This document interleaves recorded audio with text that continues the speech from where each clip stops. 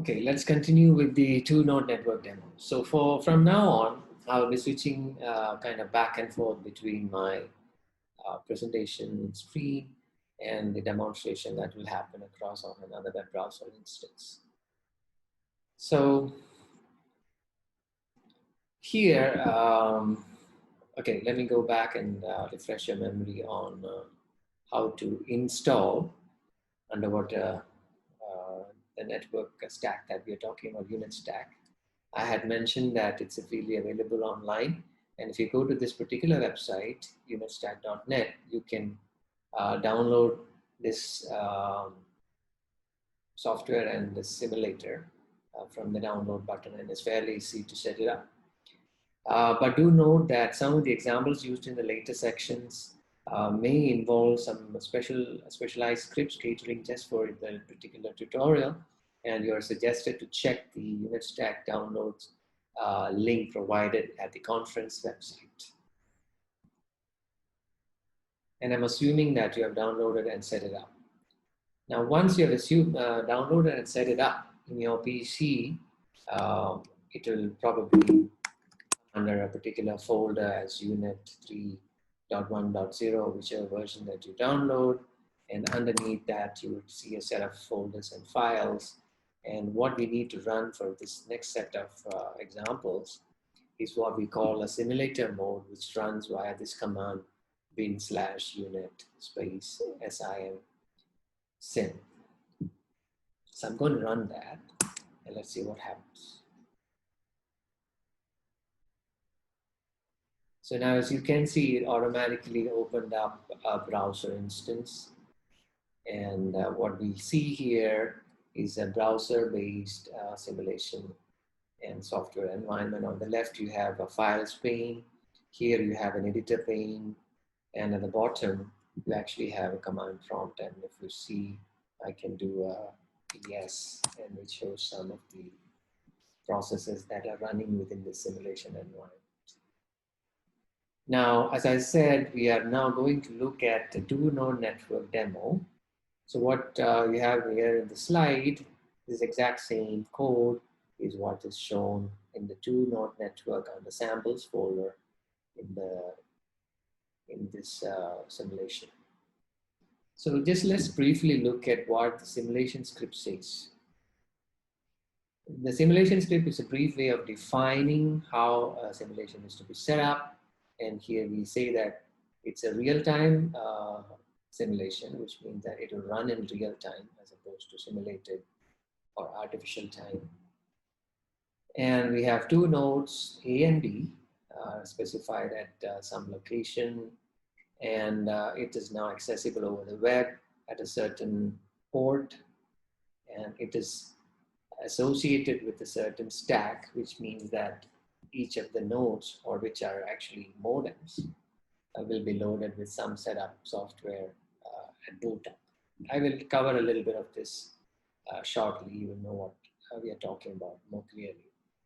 And at the same time, like I said, the website's available to you, and you should probably spend some time familiarizing with it yourself alongside this video as well.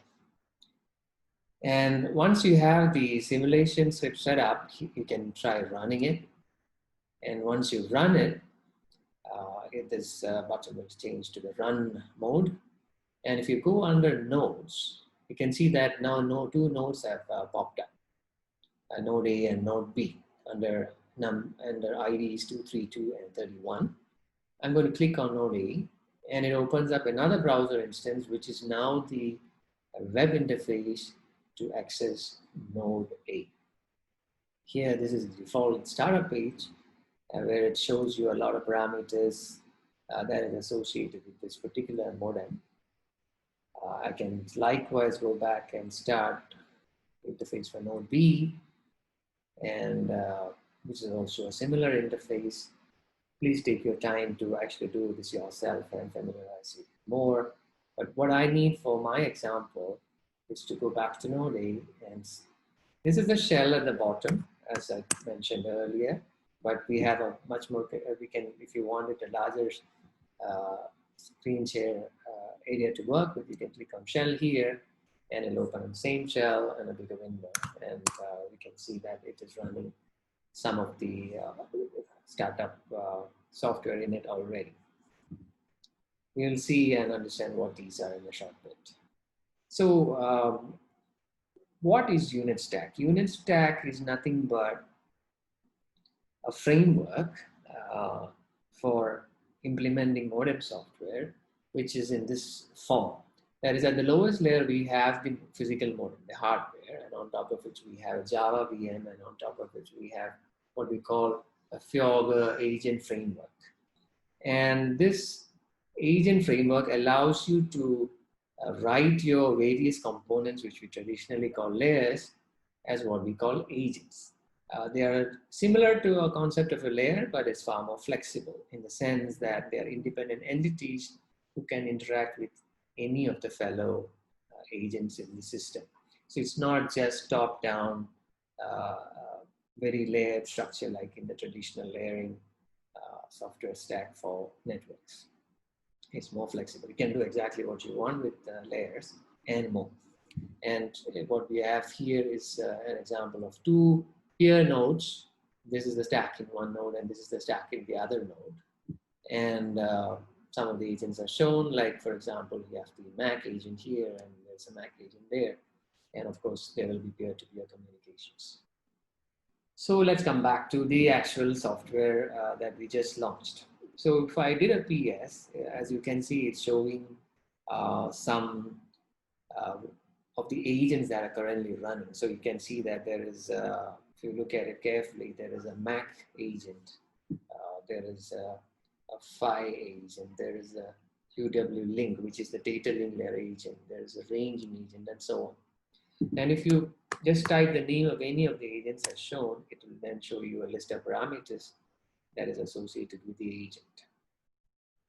Now, what we want to do now is to just now do a very basic example of communications between two nodes. And one of the simplest way to do that is to do a ping to your other node. So as you recall, we have two nodes A and B defined, and we have opened up two of the screens which are give you access to each of the nodes, node A and node B. Let me also open the shell on node B, which will also have all the agents listed. And from A, I'm going to do a ping to node B.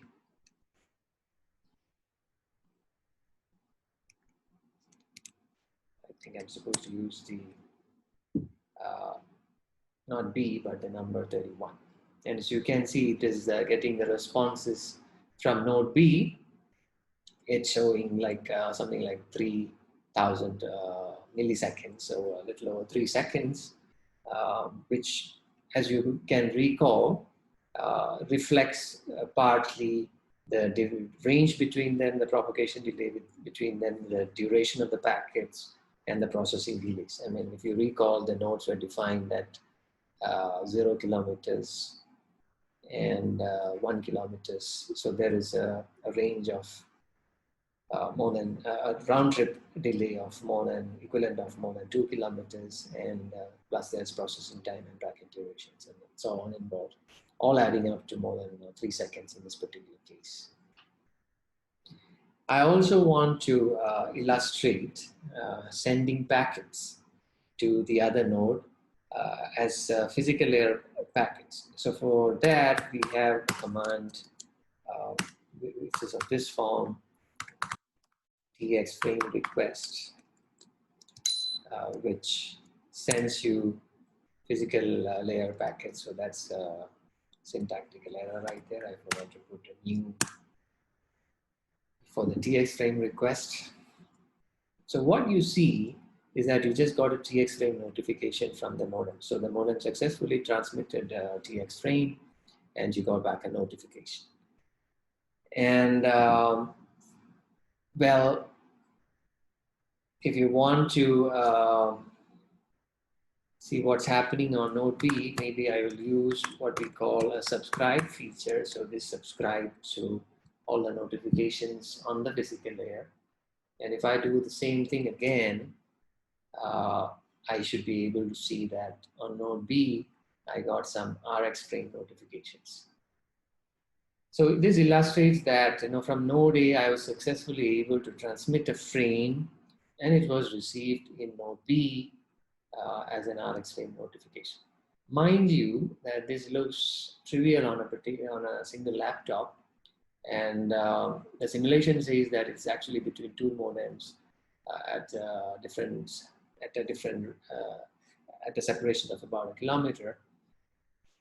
The beautiful part of this is that this UniStack running in a real modem would give you the exact same interface in terms of the web interface, as well as the same command to do it in a real life experiment as well. And there's no difference. It's exactly what you would see in a C experiment as well when you transmit a frame and receive in another node.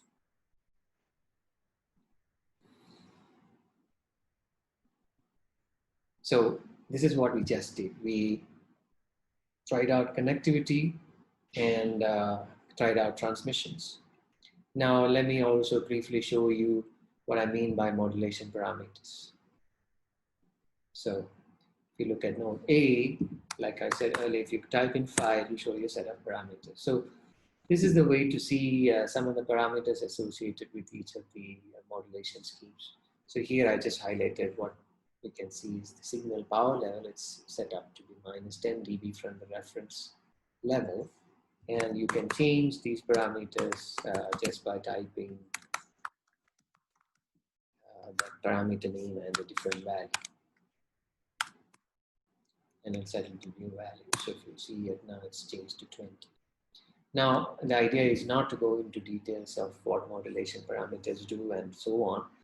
And as I said, the unit stack allows you to interface it with various physical layers, and it depends on what physical layer you are particularly associated with, and the parameters depend on that. Now, some of the important things I want to highlight are these, that UniStack can be accessed using various interface languages such as C, Java, Python, and Julia. This means that you don't have to specifically stick to one language platform. So that makes it very easy to integrate it with existing software systems. And I also want to say that you can also replace all the existing agents for any of the layers with your own custom agents. And that is one of the reasons why we feel that it's a good platform to discuss our current topic of practical underwater networks without loss of generality. So this software allows, it's very customizable in the sense that it can talk to different hardware. You can replace a physical layer with different hardware. You can replace the agents, which represents any other protocol such as MAC or data link or transport with your own agents. And so it's very flexible. So it's just a framework, a very universal software-defined modem framework. Now let's look at, let's get our hands a little more dirty by writing a simple agent within UniStack. And this is described in the documentation for UniStack. Let's just dive right into it in the interface that we just started. So with the simulation software that you started, if you look at under the samples folder, we have things like my simplest Mac .groovy. However, the example I wanted to show you first was what we call an echo daemon. And this, unfortunately, is not available inside the UniStack. However, it's available under UniStack software, the documentation page under developing your own agents link. And if you go there, you would see the class that I'm talking about listed under there. You can just cut and paste that to our simulation environment under the classes folder. I have already put it here on the unit under echo daemon.groovy. It's the same file in the documentation. Similar, I may have made some minor changes.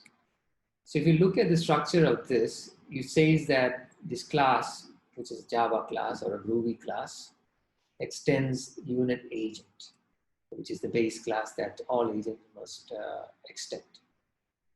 And all you have to do is provide a very simple outline of a process message function, and that's where you do what you really want to do. So in this particular case of the echo daemon, all we're trying to do is we have two nodes, and one node sends a packet to the other node, and the other node just echoes it back. So how do you do that? So for that, the sending part, we would send it from the command line by just creating a datagram and sending it, which I will show you in a second. So this is really the daemon on this second node, the receiver node, that has to send it back. So there, it's as you can see, it is listening to a message. This is the processor of the messages that it gets. And it says, check if it is datagram NTF, which is datagram notification, and check if the protocol for the message is a certain number. Again, I will tell you what protocols are short with. And it sends back a new datagram to the recipient, which is the original sender of the message, which is our original sender, the other node. And it sends it to, I'm sorry, I made a mistake. The recipient is the agent who should receive this, which is the agent which send this message, which is the file layer, and it should send back to the message, which is the other node, and it will also return back whatever data you had in this particular notification. Yeah, it sounds fairly a little complicated for the first time, but I'm assuming that you're not only just listening to the video, I'm assuming that you're pausing it and probably going back to the documentation and getting to know what I'm talking about a little better from the descriptions there. So anyway, what I'm going to do is now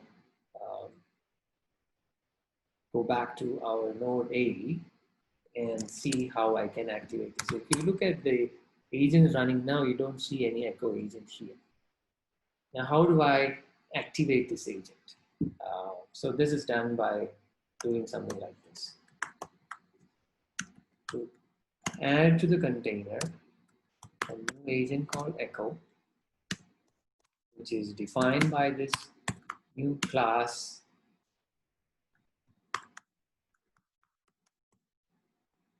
echo daemon. So you recall that our file name was echo daemon and the class name was echo daemon. I just mentioned the exact same name here. I hope it runs. Well, it does. So it says echo, and if you do a PS now, you will see that echo has been added and it's currently idle. So I added that in node A. Now I'll go to node B and I'll send to the file layer a new datagram request with the protocol as, what was that we wrote? 35. Now, if it's no mistake, it should run. Well, it's supposedly transmitted. And you can see that I also got back a receive frame notification from node 232, which is node A, on which I ran the echo daemon. So this means that I was able to send a datagram to node A from B. Node A's echo daemon received it, and it sent it back according to the logic that we provided in the script. So fairly complex stuff done in a fairly simple manner. This is all it took to do an echo daemon in UniStack. Just to illustrate how you go about writing agents as a first example. Now let's go to the next step. Here I want to talk a little bit about addressing. Addressing, as we saw, we already talked about node A and node B. They were numbered as node 2, 3, 2, and 31, and so on. So this is the concept of addressing that we need. We have every node associated with a number. And at the same time, there is something else called ports also associated with each of the modems. And you may have seen that if you look at the web shell, there is a port of 80.81 for one modem and 80.82 for the other modem. So actually modems are also associated with internet port concepts. In fact, it didn't come from anywhere by magic. It came from the fact that we specified that the web port would be 8081 and 8082 in the setup of the network simulation in tune network by Groovy file. So that's where these port numbers came from. So those are the concepts of ports. We already talked about protocol numbers in the little echo daemon agent that we wrote.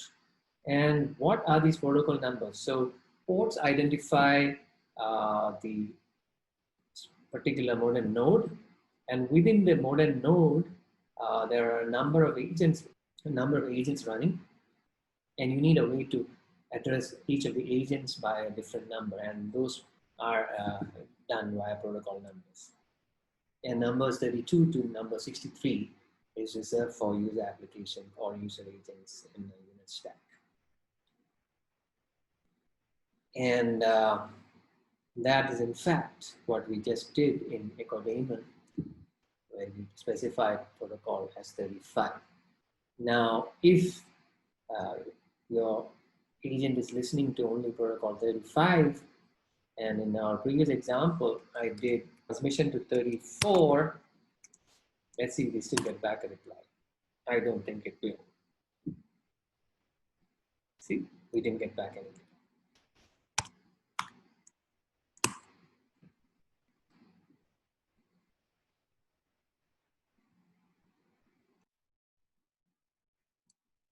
And let's just switch to our next topic, that is using unit audio.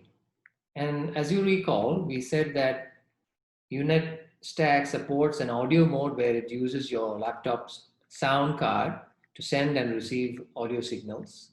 And it uses the same UniStack that we have been using in the simulator. Let's see how that works. So for that, I'm going to close the current simulator windows, all of them, and go back to my terminal and close this, and I'm going to restart unit audio instead.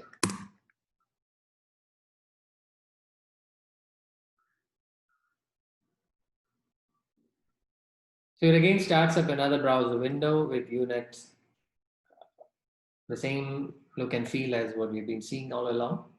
And let's go back to its shell. Let's do a PS, and it says, there are these agents running. And it is exactly the same as before. The only difference now is that instead of it being a simulated node, this is now connected to your sound card as the physical layer.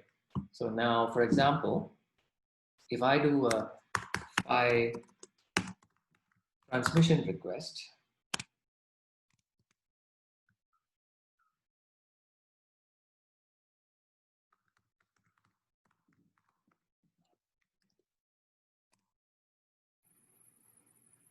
I can actually hear a sound. I'm not sure if you did. Let me just increase the volume a little bit so that you may be able to hear it too.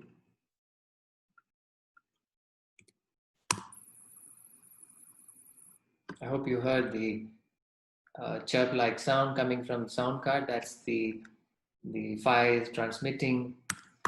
Let's see what kind of signal that was. If I do a PHY 2, you will see that it was possibly an FH-BFSK signal, and that's what the default physical layer is currently set to in the unit audio, that is the laptop mode.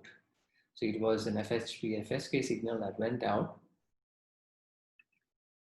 And that's about it, right? So we we couldn't receive it. I mean, this is being sent out. So now what can we do to receive it?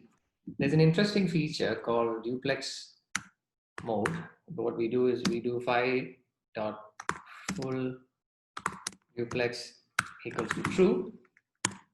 And what this allows you to do is to send and receive on the same machine. So now if I were to, and at the same time, I also want to subscribe phi notifications. Now, if I were to rerun the same thing again, you can see that there were RX frame notifications on top of TX frame that we just saw earlier. Earlier, there was just a TX frame NTF, which is here.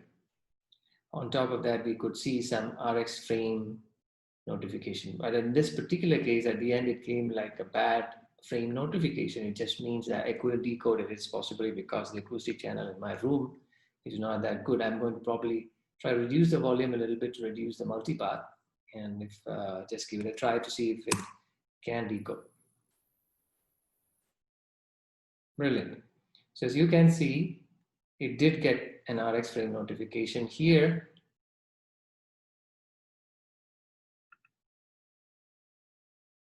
Oh, I'm sorry. In fact, earlier also we had an RX frame notification. I was wrong. It was actually okay even in the last time. So you can see that there are some bad frame notifications that come in regardless, and that's because of multipath. In fact, if you see, there are more than one RX frame start notifications coming in. There's 1 and 2 here. There's 1, 2, and 3 here. And correspondingly, there is one real correct perception RX frame notification and 2 bad frame notifications corresponding to 2 spurious multipaths that were detected. So this gives you an idea of how unit audio works. It's exactly the same. I mean, this interface is the same. The way you use it is no different. And in fact, it's the same way you transition to a real modem. The interface is the same, and you'll be talking to the same through the same interface to a real modem, much the same way we are talking to a laptop file layer. No difference at all. And in fact, we can do far more than this. If you were to take a minute, we could try even the max samples and echo demon samples and all that here, but perhaps in the interest of time, we could skip that for now. You could try it. It'll be the same.